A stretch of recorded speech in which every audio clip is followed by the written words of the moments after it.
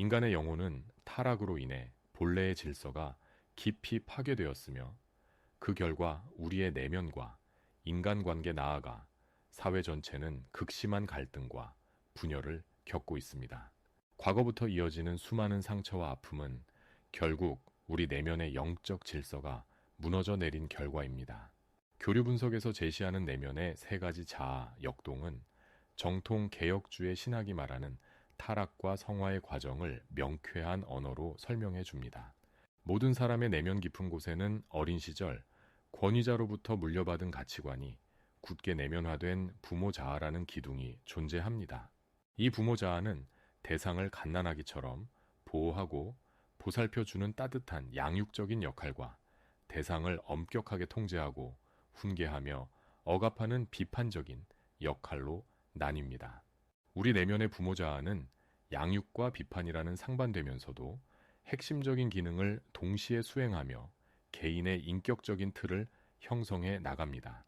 신학적인 관점에서 볼 때 내면에 자리 잡은 건강한 부모 자아는 하나님의 거룩한 속성을 희미하게 반사하는 거울과도 같습니다. 창조주이신 하나님은 우리 영혼을 책임지시고 이끄시는 가장 완벽하고 궁극적인 부모이십니다. 그분이 주신 율법은 타락한 우리를 거룩함으로 이끄는 엄격한 기준인 동시에 영원한 생명으로 인도하시는 한없는 은혜와 긍휼입니다. 따라서 건강한 영적 성장을 이루려면 하나님의 공의를 대변하는 엄격한 기능과 사랑을 대변하는 양육적 기능이 내면에서 절묘하게 균형을 이루어야 합니다. 그러나 타락한 인간의 본성은 이 두 가지 아름다운 기능을 삶 속에서 심각하게 왜곡하고 파괴하는 경향이 있습니다. 만약 가정에서 통제하고 비판하는 기능만이 강조되어 자녀를 억압하기만 한다면 아이들은 스스로 무언가를 시도할 엄두조차 내지 못하게 됩니다. 실수로 인해 욕을 먹을까봐 불안해하며 주체적이고 창의적으로 행동할 생각 자체를 깊이 억눌러 버리는 것입니다. 무엇을 시도해봤자 실패하고 모진 꾸중만 듣게 될 것이라며 잔뜩 위축된 무기력한 상태로 영원히 굳어지게 됩니다. 이러한 위축된 심리 상태는 복음의 은혜를 상실한 채 율법의 정죄 아래서 두려워하는 노예 근성에 찌든 율법주의적 신앙과 완벽하게 일치합니다. 사랑의 하나님을 작은 실수조차 찾아내어 벌을 주시는 무서운 심판관으로만 오해하게 되는 것입니다. 그로 인해 신앙의 기쁨과 영적인 자율성을 잃고 오직 징벌에 대한 공포에 사로잡혀 억지로 신앙생활을 이어가는 비극을 낳게 됩니다.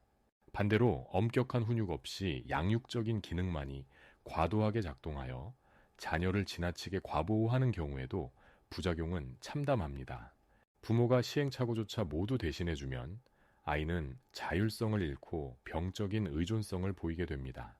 오늘날의 교육 현실처럼 오직 입시를 위해 부모가 모든 일상생활을 대신해주고 떠먹여주면 아이는 주체적인 문제 해결 능력을 상실합니다. 스스로 책임감을 기르지 못한 아이들은 자신이 우주의 중심인 줄 착각하며 살아가게 됩니다. 떠먹여주는 것에만 익숙해진 채 어른이 되어 냉혹한 사회에 나가면 곧바로 거대한 충돌과 좌절을 겪습니다.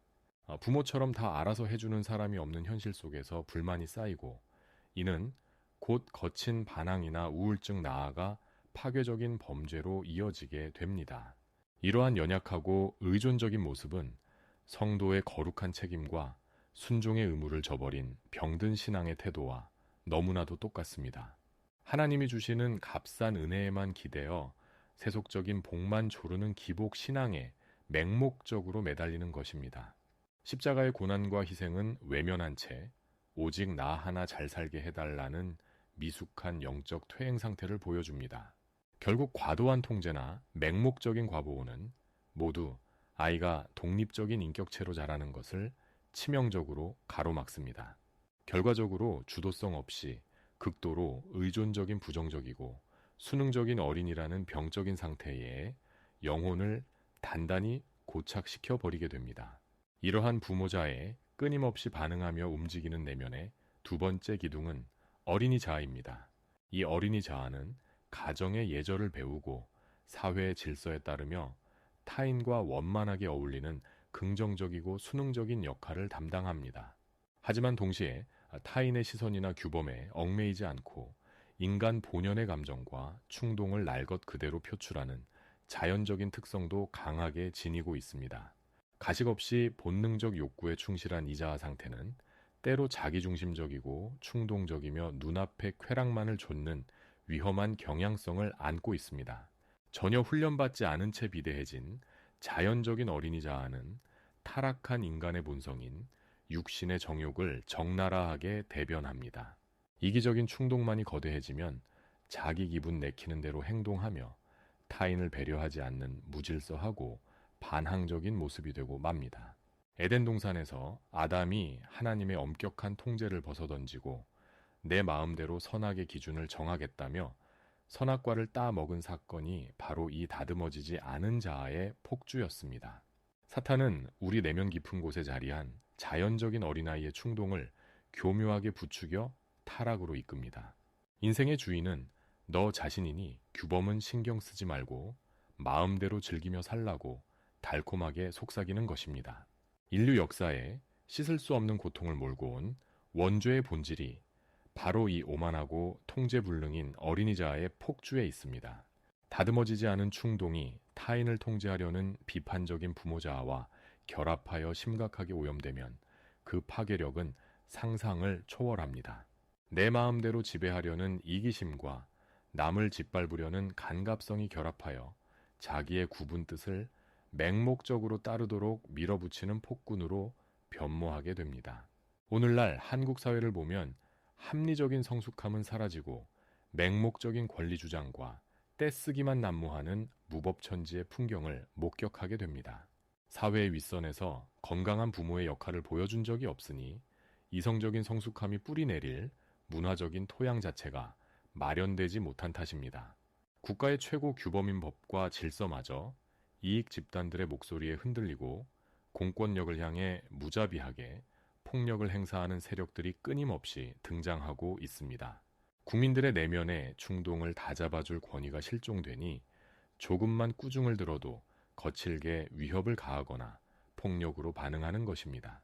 직장에서는 업무 인수인계조차 없이 무책임하게 사표를 던지거나 학교에서는 학생이 교사를 폭행하는 충격적인 하극상에도 침묵하는 기형적인 사회가 되었습니다. 기본적인 예의조차 찾아보기 힘든 이러한 현상은 훈련받지 않은 이기적이고 폭력적인 충동만이 사회 전체를 휩쓸고 있음을 보여줍니다. 그 어느 단체를 막론하고 자기 주장만 굽히지 않는 고집스러운 떼쓰기만 가득할 뿐 중심을 잡아줄 성숙한 어른의 모습은 찾아보기 힘듭니다. 가장 기초적인 공동체인 가정에서도 성숙한 헌신보다는 맹목적으로 자기 주장만 내세우는 훈련되지 않은 목소리들만 가득합니다. 부모 세대의 이기적인 자아가 말씀으로 치유되지 않으면 그 상처와 파괴적인 굴레는 자녀 세대에게까지 대물림되어 무한히 반복됩니다. 억압적인 환경에서 자란 사람은 자기 내면의 남을 통제하려는 성향이 강하게 자리 잡아 자신의 자녀에게도 똑같이 숨 막히게 간섭하고 억압하게 됩니다. 내면에 입력된 데이터가 그것밖에 없기 때문에 무의식적인 대물림이 일어나 자신과 똑같이 상처받은 아이를 길러내는 비극이 이어집니다. 대조적으로 지혜로운 한계 설정과 아이의 자율성이 조화를 이루는 환경에서 자란 아이들은 놀라운 결과를 보여줍니다. 높은 자리에 올라가려는 이기적인 본능을 넘어 객관적으로 능력을 파악하고 그에 맞게 헌신할 줄 아는 성숙한 사고방식을 가지게 됩니다. 이들은 스스로 정보를 수집하고 선택하여 그 결과에 당당히 책임질 줄 아는 독립적인 인격체로 성장해 나갑니다. 이것이야말로 부모자의 적절한 한계 설정과 어린이자의 자율성이 완벽하게 조화를 이룬 훌륭한 양육의 결과물입니다. 안타깝게도 한국의 아이들은 주관은 강할지 몰라도 스스로 길을 뚫고 나가는 개척 정신이 턱없이 부족합니다. 부모의 숨막히는 과보 탓에 의존적인 상태에 고착되었거나 과도한 억압과 통제로 위축되어 버렸기 때문입니다. 적극적으로 자신의 삶을 선택하고 책임질 줄 아는 성숙한 인격이 길러지지 못한 채 몸만 어른이 되어버린 것입니다. 교회 공동체 안에서도 사정이 다르지 않아 다듬어지지 않은 어린아이 같은 미숙한 신앙인들이 가득합니다. 목회자가 듣기 불편한 권면이나 엄격한 율법을 제시하면 성도들은 마음을 닫고 교회를 떠나거나 질서를 어지럽힙니다. 결국 목회자들도 헌금이 줄어들까 두려워 마땅히 선포해야 할 진리의 말씀과 회개의 복음을 전하지 못하는 실정입니다. 목회자가 성도들을 훈련시키는 영적인 부모의 역할을 온전히 감당하지 못한 채 비위를 맞추는 서비스업으로 전락한 것입니다. 영적 지도자는 마땅히 해야 할 것과 하지 말아야 할 경계를 가르쳐 성숙한 크리스천으로 길러내야 합니다. 하지만 성도들의 훈련되지 않은 자아가 영적인 훈육을 거부하니 신앙의 연수가 길어져도 영적으로는 자라나지 못합니다. 끊임없이 누군가 관심을 쏟고 보살펴 주어야만 직성이 풀리는 늙은 아기와 같은 기형적인 모습으로 머물게 됩니다. 자신을 알아주지 않거나 사소한 의견 충돌에도 노여워하며 소외감을 토로하는 처참한 영적 퇴행 현상이 나타나는 것입니다. 내면의 올바른 질서가 세워지지 않았을 때 타락한 이기적인 본성이 신앙을 송두리째 갉아먹음을 보여주는 증거입니다. 하지만 본능적인 자아가 십자가에 못 박히며 성숙한 이성과 아름답게 조화를 이룬다면 우리의 영적인 삶은 달라집니다. 세상의 억압에 갇히지 않고 진리 안에서 자유롭게 상상의 나래를 펴는 창조적인 에너지로 새롭게 피어납니다. 이해타산을 따지지 않고 온 마음을 다해 순수하게 기뻐하고 찬양할 줄 아는 거룩한 생동감이 뿜어져 나옵니다. 결국 성숙한 신앙생활이란 육신의 정욕을 억누르고 통제하기만 하는 숨막히는 종교적 상태가 아닙니다. 하나님의 은혜 안에서 창조의 생명력과 진정한 자유로움이 그리스도의 보혈로 가장 온전하게 회복되는 가슴 벅찬 구원의 과정입니다. 하나님께서 불어넣으신 찬란한 생명력이 성령의 인도하심을 받는 질서 있는 내면을 통해 세상을 향해 빛을 발하게 되는 것입니다. 예수님께서는 불의한 자들에게 억울한 고난을 당하시며 충분히 내가 옳고 너희가 틀렸다고 정당성을 강하게 주장하실 수 있으셨습니다. 세상의 모든 이치가 그분의 억울함을 증명하고 있었음에도 불구하고 그분은 십자가라는 참혹한 형벌 앞에서 스스로를 한없이 낮추셨습니다. 겟세마네 동산에서 땀방울이 핏방울이 되도록 흘리시며 드렸던 기도의 핵심은 바로 이 파괴적인 인류의 도식을 뒤집는 위대한 영적 결단이었습니다. 십자가를 눈앞에 두고 나의 원대로 마옵시고 아버지의 원대로 되기를 원한다고 피눈물을 흘리며 기도하신 것은 철저한 자기 포기의 선언이었습니다. 이것은 자신의 억울함과 마땅히 누려야 할 권리를 철저히 꺾어버리고 나는 틀렸고 오직 당신의 뜻만이 절대적으로 옳습니다라고 자기 자아를 십자가에 온전히 못 박는 위대한 순종이었습니다. 첫 번째, 아담의 거만한 교만으로 시작된 죽음의 도식을 두 번째 아담이신 그리스도께서 철저한 낮아짐으로 완전히 뒤집어 엎으신 것입니다. 오직 자신만 옳다고 주장하며 세상을 지옥으로 만들었던 인간의 원죄를 예수님께서는 자신이 철저히 틀렸고 연약하다는 십자가의 고백으로 온전히 끊어내셨습니다. 이때 하나님께서는 십자가 앞에 겸손히 엎드린 우리를 향해 너는 뼛속까지 죄인이라며 차갑게 정죄하거나 모질게 내치지 않으셨습니다. 오히려 우리의 그 낮아짐을 보시고 흠없는 의의 옷을 다정하게 입혀주시며 나도 옳지만 내 안에서 너도 참으로 귀하고 옳다고 따뜻하게 선언하셨습니다. 이것이 바로 정통개혁주의 신학이 찬양하는 영광스러운 칭의의 사건이며 인간의 모든 깊은 상처와 깨어진 관계를 근원적으로 수선하는 위대한 치유의 완성입니다. 하나님의 이 놀라운 선언은 우리를 얽매던 모든 갈등과 파괴적인 굴레를 단숨에 끊어내고 진정한 평안을 누리게 하는 삶의 최종적인 해결책이 됩니다. 이 위대한 진리를 우리는 그저 얄팍한 교리로만 머물게 할 것이 아니라 우리의 일상, 특히 가장 치열하고 아픈 부부관계와 가정의 회복에 반드시 적용해 보아야만 합니다. 수십 년의 기나긴 결혼 생활 동안 도무지 좁혀지지 않는 지독한 갈등의 밑바닥에는 늘 이것만큼은 내 자존심이라 절대 굽힐 수 없다는 오만이 무섭게 자리 잡고 있습니다. 나는 무조건 옳고 당신은 무조건 틀렸다는 끔찍한 자기의가 부부의 영혼을 깊이 병들게 하고 평안해야 할 가정을 매일같이 전쟁터로 내몰고 있는 것입니다. 매일같이 날선 불꽃이 튀는 가정은 겉으로는 무사히 유지되는 듯 보이나 내면의 따뜻한 소통은 완전히 차단된 껍데기뿐인 심리적 이혼 상태와 다름없습니다.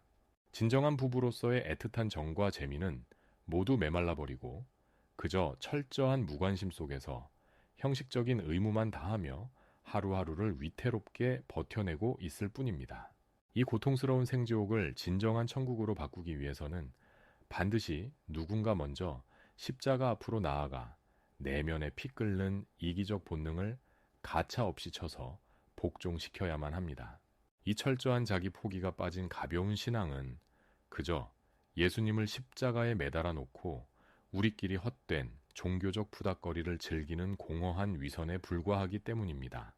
바울 사도가 내가 그리스도와 함께 십자가에 못 박혔으니 이제는 내가 사는 것이 아니요 오직 내 안에 그리스도께서 사시는 것이라고 눈물로 고백한 이유도 바로 여기에 있습니다. 과거의 바울 역시 율법의 차가운 잣대를 들이밀며 나는 옳고 너희는 모두 틀렸다며 맹렬하게 타인을 정죄하고 핍박하던 무서운 독선의 사람이었습니다. 그러나 다메섹으로 가는 험난한 길에서 부활하신 예수님을 만나는 순간 그의 그토록 교만했던 인생의 잣대는 나는 철저히 틀렸고 오직 주님만이 옳습니다로 완전히 뒤집어졌습니다. 우리 역시 속에서는 천불이 나고 도무지 나의 억울함을 납득할 수 없을지라도 하나님이라는 가장 온전하고 절대적인 진리 아래 나의 못난 자아를 계속해서 굴복시켜야 합니다. 가장 가까운 배우자에게 내가 먼저 알량한 자존심을 꺾고 당신이 옳았고 내가 무조건 부족했습니다라고 진심으로 입술을 열어 고백하는 뼈를 깎는 훈련이 시작되어야만 합니다. 물론 오늘 당장 집에 돌아가 배우자에게 고개를 푹 숙인다고 해서 상대방이 곧바로 당신도 옳고 훌륭하다며 따뜻하게 화답해주는 영화 같은 기적은 쉽게 일어나지 않습니다. 그 온전한 회복의 단계에 이르기까지는 엄청난 고통과 억울함, 그리고 자신의 뼈를 깎는 희생과 기나긴 인내의 시간이 반드시 필요합니다. 어떤 이에게는 이 과정이 수년이 걸릴 수도 있고 또 어떤 이에게는 수십 년의 피눈물, 나는 험난한 세월이 고스란히 요구될지도 모르는 길고도 외로운 영적 싸움입니다. 그럼에도 불구하고 우리는 피가 나도록 입술을 꽉 깨물고서라도 배우자를 향해 따뜻한 어루만짐과 칭찬의 말을 억지로라도 내어놓는 처절한 믿음의 훈련을 멈추지 말아야 합니다. 속에서는 상대방이 사무치게 밉고 도무지 용서가 되지 않더라도 겉으로는 당신이 참으로 훌륭하고 당신이 단연코 최고라고 끊임없이 긍정적인 인정을 쏟아내어 보십시오. 당신이 언제나 묵묵히 내 곁에 있어 주어 진심으로 고맙다거나 당신의 그 판단이 참으로 지혜롭고 옳다며 상대를 끝없이 높여주는 이 숭고한 성화의 과정은 실로 고통스럽습니다. 처음에는 마치 내 자신이 비열한 이중인격자가 된 것처럼 속이 심하게 뒤틀리고 이것이 새빨간 거짓말이자 지독한 가식처럼 느껴져 스스로를 견디기 힘들지도 모릅니다. 하지만 연약한 인간이 악한 행동이나 거짓말을 계속 반복하다 보면 양심이 무뎌지듯 이 깊은 원리를 긍정적인 방향으로 뒤집으면 우리에게는 놀라운 희망의 빛이 비치게 됩니다. 입술을 깨물며 억지로 짜낸 가짜 칭찬과 사랑이라 할지라도 결코 포기하지 않고 십자가를 지듯 반복하다 보면 어느새 우리의 뻣뻣한 몸과 마음이 그 따뜻한 언어에 부드럽게 스며들게 됩니다.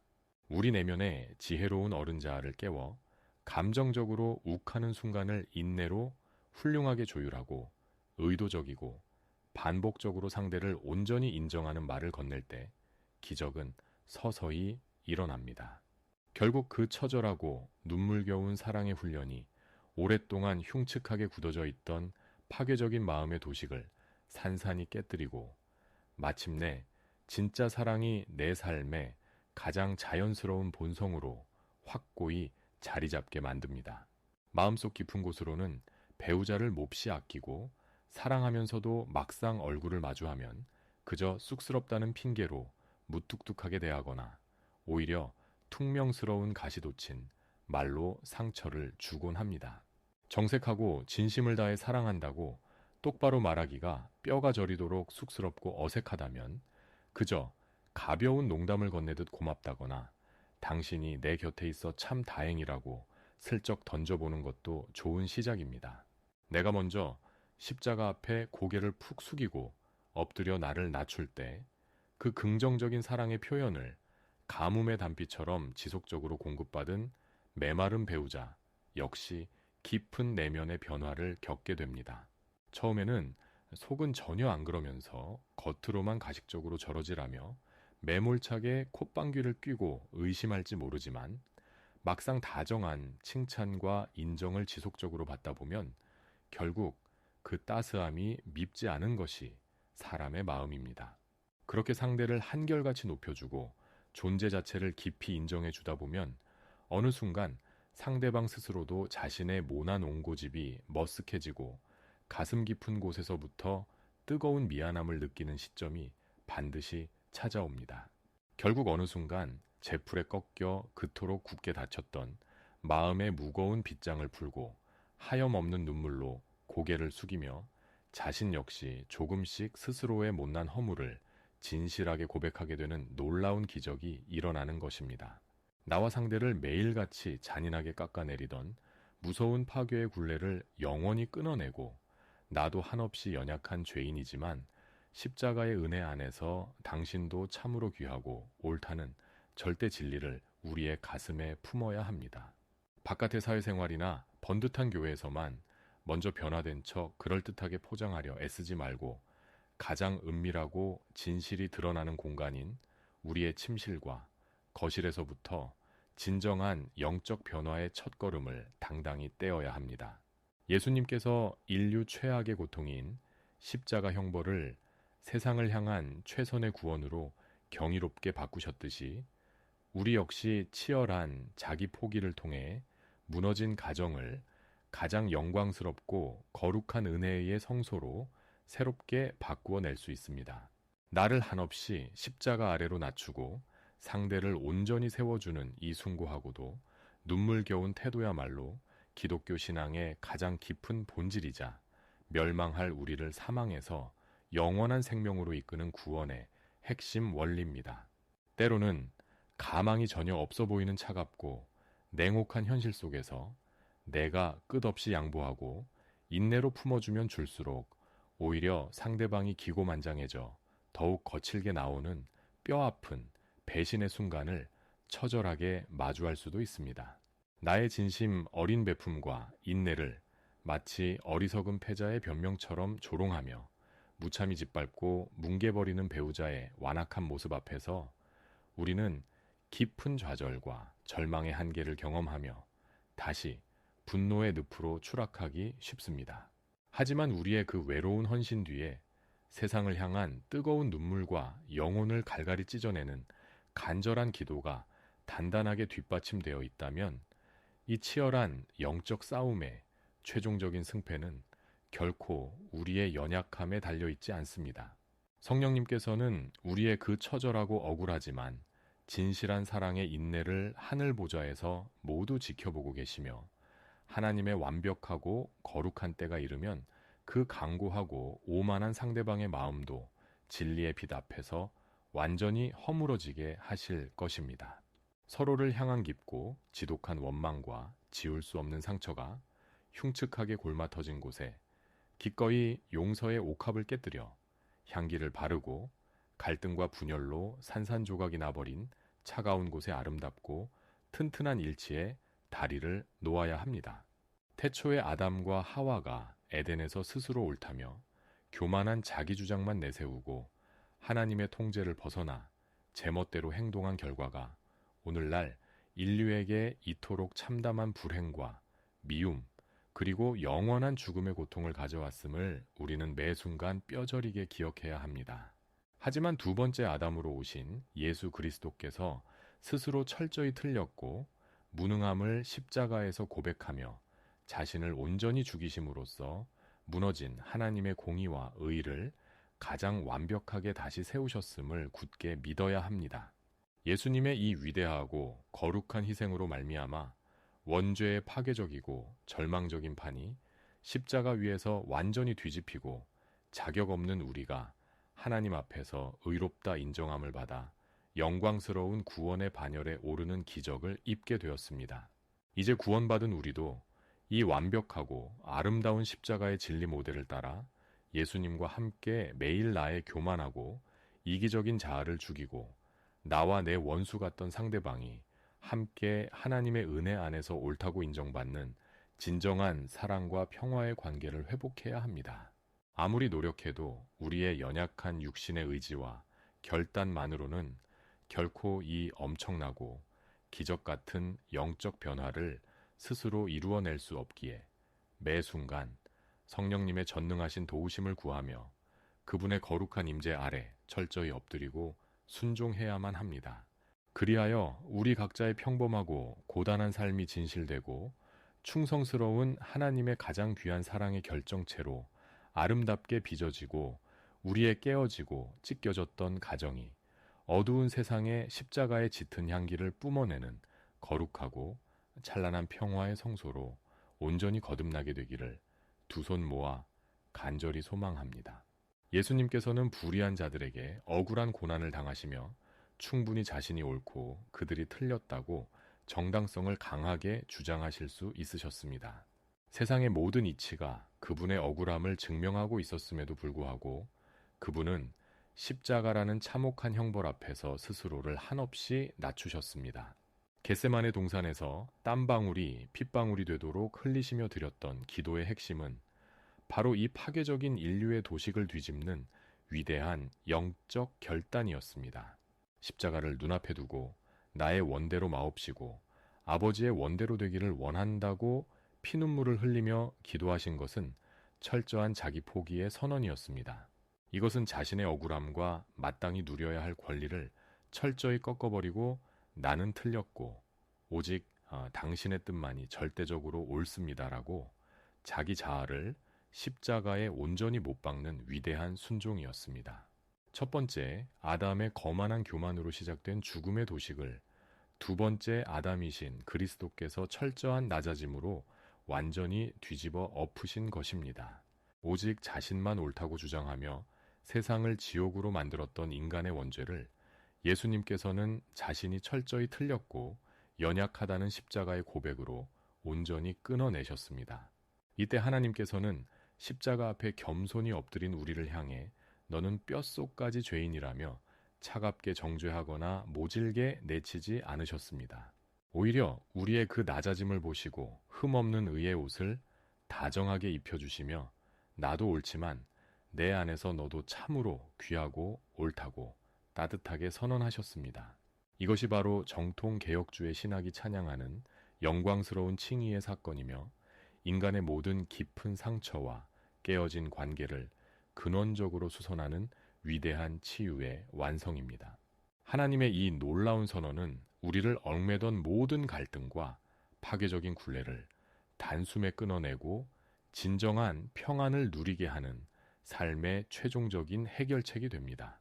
이 위대한 진리를 우리는 그저 얄팍한 교리로만 머물게 할 것이 아니라 우리의 일상, 특히 가장 치열하고 아픈 부부관계와 가정의 회복에 반드시 적용해 보아야만 합니다. 수십 년의 기나긴 결혼 생활 동안 도무지 좁혀지지 않는 지독한 갈등의 밑바닥에는 늘 이것만큼은 내 자존심이라 절대 굽힐 수 없다는 오만이 무섭게 자리 잡고 있습니다. 나는 무조건 옳고 당신은 무조건 틀렸다는 끔찍한 자기의가 부부의 영혼을 깊이 병들게 하고 평안해야 할 가정을 매일같이 전쟁터로 내몰고 있는 것입니다. 매일같이 날선 불꽃이 튀는 가정은 겉으로는 무사히 유지되는 듯 보이나 내면의 따뜻한 소통은 완전히 차단된 껍데기뿐인 심리적 이혼 상태와 다름없습니다. 진정한 부부로서의 애틋한 정과 재미는 모두 메말라버리고 그저 철저한 무관심 속에서 형식적인 의무만 다하며 하루하루를 위태롭게 버텨내고 있을 뿐입니다. 이 고통스러운 생지옥을 진정한 천국으로 바꾸기 위해서는 반드시 누군가 먼저 십자가 앞으로 나아가 내면의 피 끓는 이기적 본능을 가차없이 쳐서 복종시켜야만 합니다. 철저한 자기 포기가 빠진 가벼운 신앙은 그저 예수님을 십자가에 매달아 놓고 우리끼리 헛된 종교적 행위를 즐기는 공허한 위선에 불과하기 때문입니다. 바울 사도가 내가 그리스도와 함께 십자가에 못 박혔으니 이제는 내가 사는 것이 아니요 오직 내 안에 그리스도께서 사시는 것이라고 눈물로 고백한 이유도 바로 여기에 있습니다. 과거의 바울 역시 율법의 차가운 잣대를 들이밀며 나는 옳고 너희는 모두 틀렸다며 맹렬하게 타인을 정죄하고 핍박하던 무서운 독선의 사람이었습니다. 그러나 다메섹으로 가는 험난한 길에서 부활하신 예수님을 만나는 순간 그의 그토록 교만했던 인생의 잣대는 나는 철저히 틀렸고 오직 주님만이 옳습니다로 완전히 뒤집어졌습니다. 우리 역시 속에서는 천불이 나고 도무지 나의 억울함을 납득할 수 없을지라도 하나님이라는 가장 온전하고 절대적인 진리 아래 나의 못난 자아를 계속해서 굴복시켜야 합니다. 가장 가까운 배우자에게 내가 먼저 알량한 자존심을 꺾고 당신이 옳았고 내가 무조건 부족했습니다라고 진심으로 입술을 열어 고백하는 뼈를 깎는 훈련이 시작되어야만 합니다. 물론 오늘 당장 집에 돌아가 배우자에게 고개를 푹 숙인다고 해서 상대방이 곧바로 당신도 옳고 훌륭하다며 따뜻하게 화답해주는 기적은 쉽게 일어나지 않습니다. 그 온전한 회복의 단계에 이르기까지는 엄청난 고통과 억울함, 그리고 자신의 뼈를 깎는 희생과 기나긴 인내의 시간이 반드시 필요합니다. 어떤 이에게는 이 과정이 수년이 걸릴 수도 있고 또 어떤 이에게는 수십 년의 피눈물, 나는 험난한 세월이 고스란히 요구될지도 모르는 길고도 외로운 영적 싸움입니다. 그럼에도 불구하고 우리는 피가 나도록 입술을 꽉 깨물고서라도 배우자를 향해 따뜻한 어루만짐과 칭찬의 말을 억지로라도 내어놓는 처절한 믿음의 훈련을 멈추지 말아야 합니다. 속에서는 상대방이 사무치게 밉고 도무지 용서가 되지 않더라도 겉으로는 당신이 참으로 훌륭하고 단연코 최고라고 끊임없이 긍정적인 인정을 쏟아내어 보십시오. 당신이 언제나 묵묵히 내 곁에 있어 주어 진심으로 고맙다거나 당신의 판단이 참으로 지혜롭고 옳다며 상대를 끝없이 높여주는 이 성화의 과정은 실로 고통스럽습니다. 처음에는 마치 내 자신이 비열한 이중인격자가 된 것처럼 속이 심하게 뒤틀리고 이것이 지독한 가식처럼 느껴져 스스로를 견디기 힘들지도 모릅니다. 하지만 연약한 인간이 거짓말을 계속 반복하다 보면 양심이 무뎌지듯 이 깊은 원리를 긍정적인 방향으로 뒤집으면 우리에게는 놀라운 희망의 빛이 비치게 됩니다. 억지로 짜낸 가짜 칭찬과 사랑이라 할지라도 결코 포기하지 않고 반복하다 보면 어느새 우리의 뻣뻣한 몸과 마음이 그 따뜻한 언어에 부드럽게 스며들게 됩니다. 내면의 지혜로운 어른 자아를 깨워 욱하는 순간을 조율하고 의도적이고 반복적으로 상대를 인정하는 말을 건넬 때 기적은 서서히 일어납니다. 그 처절하고 눈물겨운 사랑의 훈련이 흉측하게 굳어져 있던 파괴적인 마음의 도식을 깨뜨리고 진짜 사랑이 내 삶의 자연스러운 본성으로 자리 잡게 만듭니다. 우리의 메마른 문화는 남을 깎아내리는 표현에는 익숙하면서도 긍정적으로 칭찬하고 사랑을 다정하게 표현하는 데는 너무나도 서툴고 빈약합니다. 마음속 깊은 곳으로는 배우자를 몹시 아끼면서도 막상 얼굴을 마주하면 쑥스럽다는 핑계로 무뚝뚝하게 대하거나 가시돋친 말로 상처를 주곤 합니다. 그렇게 우리는 더더욱 부단히 깨어 노력하고 의식적으로 입술을 열어 자존심의 벽을 완전히 허무는 사랑과 사과의 매너를 매일 치열하게 훈련해 나가야 합니다. 정색하고 진심을 다해 사랑한다고 말하기가 뼈가 저리도록 쑥스럽다면 그저 가벼운 농담을 건네듯 고맙다거나 당신이 있어 다행이라고 던져보는 것도 좋은 시작입니다. 내가 먼저 십자가 앞에 고개를 푹 숙이고 엎드려 나를 낮출 때 그 긍정적인 사랑의 표현을 지속적으로 공급받은 메마른 배우자 역시 깊은 내면의 변화를 겪게 됩니다. 처음에는 겉으로만 가식적으로 저러질하며 콧방귀를 뀌고 의심할지 모르지만 막상 다정한 칭찬과 인정을 지속적으로 받다 보면 결국 그 따스함이 밉지 않은 것이 사람의 마음입니다. 그렇게 상대를 한결같이 높여주고 존재 자체를 인정해 주다 보면 어느 순간 상대방 스스로도 옹고집이 머쓱해지고 가슴 깊은 곳에서부터 뜨거운 미안함을 느끼게 됩니다. 결국 어느 순간 제풀에 꺾여 그토록 굳게 닫혔던 마음의 빗장을 풀고 하염없는 눈물로 고개를 숙이며 스스로의 못난 허물을 진실하게 고백하는 놀라운 기적이 일어나는 것입니다.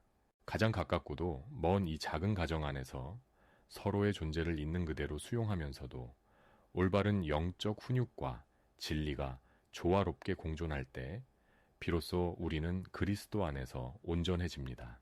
이렇게 따뜻한 사랑과 단호한 진리가 완벽한 조화를 이룰 때 우리의 내면에는 훗날 어떠한 위기 속에서도 성숙한 판단을 내릴 수 있는 건강한 영적 정보들이 차곡차곡 쌓이게 됩니다. 이러한 거룩한 토양 위에서만이 스스로 사고하고 책임질 줄 아는 성숙한 인격이 자라나고 우리에게 맡겨진 귀한 자녀들 역시 그 복된 가정에서 상처 없이 아름답게 훈련받게 됩니다. 나와 상대를 매일같이 깎아내리던 무서운 파괴의 굴레를 영원히 끊어내고 십자가의 은혜 안에서 당신도 참으로 귀하고 옳다는 절대 진리를 가슴에 품어야 합니다. 서로를 향한 진정한 평화와 치유의 관계를 이 땅에서 온전히 이루어가는 것만이 우리에게 주어진 남은 생을 가장 가치 있고 아름답게 살아가는 유일무이한 구원의 길임을 잊어서는 안 됩니다.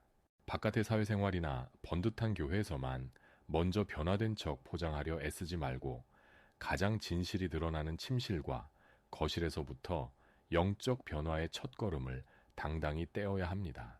집 밖에서만 훌륭한 신앙인으로 박수받는 것은 빈 껍데기이자 가식에 불과하며 가족들에게 먼저 그 변화된 인격을 인정받을 수 있어야만 진짜 성화의 열매입니다. 이토록 단순하지만 가슴을 짓누르는 무거운 진리가 지옥 같았던 우리의 고통스러운 삶과 멍든 가정을 영원한 천국으로 완벽하게 바꾸어 놓을 수 있는 가장 확실한 영적 공식입니다. 예수님께서 십자가 형벌을 세상을 향한 최선의 구원으로 바꾸셨듯이 우리 역시 치열한 자기 포기를 통해 무너진 가정을 거룩한 은혜의 성소로 새롭게 바꾸어 낼 수 있습니다. 나를 한없이 십자가 아래로 낮추고 상대를 온전히 세워주는 이 눈물겨운 태도야말로 멸망할 우리를 영원한 생명으로 이끄는 기독교 신앙의 가장 깊은 본질이자 구원의 원리입니다. 또한 질병처럼 퍼진 우리의 고단한 갈등을 진정한 기쁨과 행복으로 이끄는 지혜이며 깊이 병든 나의 영혼과 배우자의 영혼을 동시에 살려내는 가장 완벽하고 위대한 치유의 공식입니다. 바로 지금 이 거룩한 순간 우리 마음속 깊은 곳에 과연 어떤 인생의 잣대와 이기적인 태도를 작동시키며 살아가고 있는지 아주 정직하게 하나님 앞에서 돌아보아야 할 때입니다. 아무리 우리의 가정 상황이 벼랑 끝처럼 절망적이고 이미 늦었다고 탄식할지라도 지금 당장 십자가의 보혈과 은혜를 붙들고 돌이킨다면 가장 빠르고 완벽한 회복의 기적을 경험할 수 있습니다. 오직 나는 철저히 틀렸고 당신이 온전히 옳다는 이 역설적인 치유 공식으로 자신을 먼저 회복하고 상처 입은 배우자와 가족을 한없는 사랑으로 따뜻하게 끌어 안으시기를 간절히 촉구합니다. 그리하여 피 흘리는 다툼으로 얼룩졌던 가정을 쉴 곳 없는 영혼들이 위로를 얻는 진정한 천국이자 영원한 생명이 살아 숨쉬는 거룩한 에덴의 동산으로 눈부시게 가꾸어 나가시기를 소망합니다. 때로는 끝없이 양보하고 인내로 품어주면 줄수록 오히려 상대방이 기고만장해져 더욱 거칠게 나오는 뼈아픈 배신의 순간을 처절하게 마주할 수도 있습니다. 나의 진심, 어린 인내를 패자의 변명처럼 조롱하며 무참히 짓밟고 뭉개버리는 배우자의 완악한 모습 앞에서 깊은 좌절을 경험하며 다시 분노의 늪으로 추락하기 쉽습니다. 하지만 우리의 외로운 헌신 뒤에 영혼을 갈갈이 찢어내는 간절한 기도가 단단하게 뒷받침되어 있다면 이 치열한 영적 싸움의 최종적인 승패는 결코 우리의 연약함에 달려있지 않습니다. 과거 누구보다 강력하고 오만함으로 가득했던 사도 바울을 단숨에 산산이 깨뜨리셨던 하나님께서는 지금 우리가 십자가 아래서 숨죽여 흘리는 뜨거운 눈물을 결코 외면하지 않으십니다. 성령님께서는 우리의 진실한 사랑의 인내를 모두 지켜보고 계시며 하나님의 완벽한 때가 이르면 그 강고하고 오만한 상대방의 마음도 진리의 빛 앞에서 완전히 허물어지게 하실 것입니다.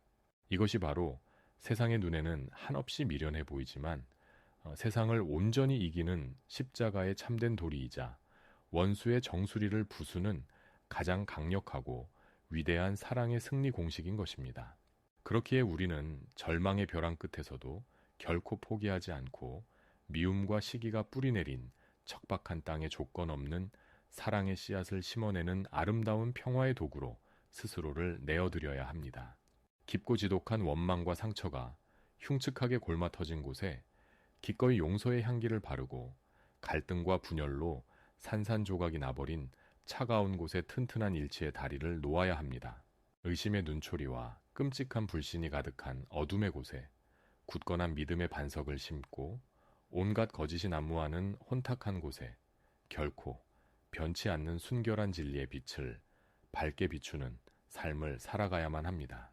끝없는 절망만이 메아리치는 어두운 사망의 골짜기에 영광스러운 희망을 심고 슬픔과 눈물로 얼룩진 차가운 골방에 구원의 가슴 벅찬 기쁨을 심어내는 생명의 통로가 되어야 합니다.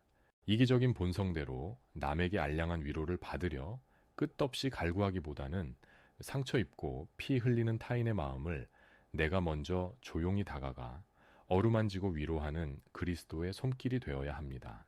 내 억울한 처지를 타인에게 이해받으려 끝끝내 고집하기보다는 상대의 감추어진 아픔과 신음소리를 내가 먼저 깊이 경청하고 이해하려 애쓰는 넓고 온유한 예수님의 마음을 품어야 합니다.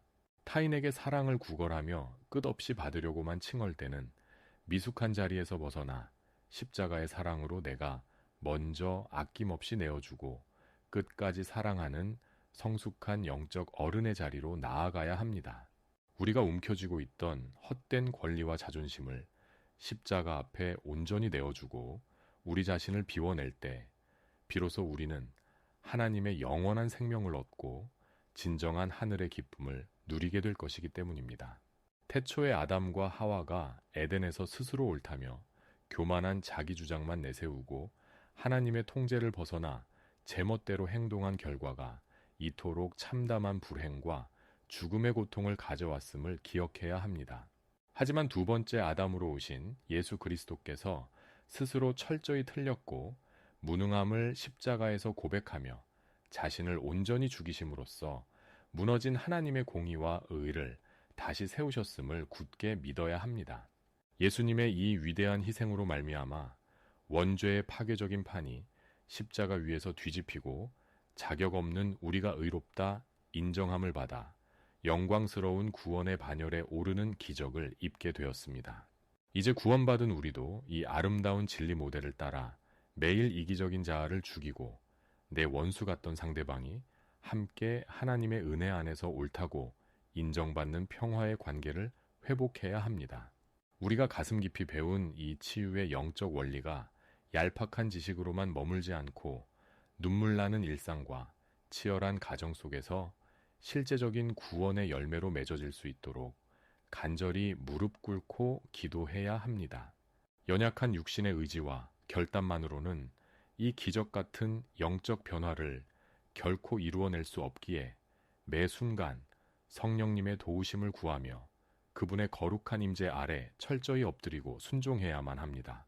그리하여 고단한 삶이 하나님의 가장 귀한 사랑의 결정체로 아름답게 빚어지고 찢겨졌던 가정이 어두운 세상에 십자가의 짙은 향기를 뿜어내는 거룩하고 찬란한 평화의 성소로 거듭나게 되기를 소망합니다.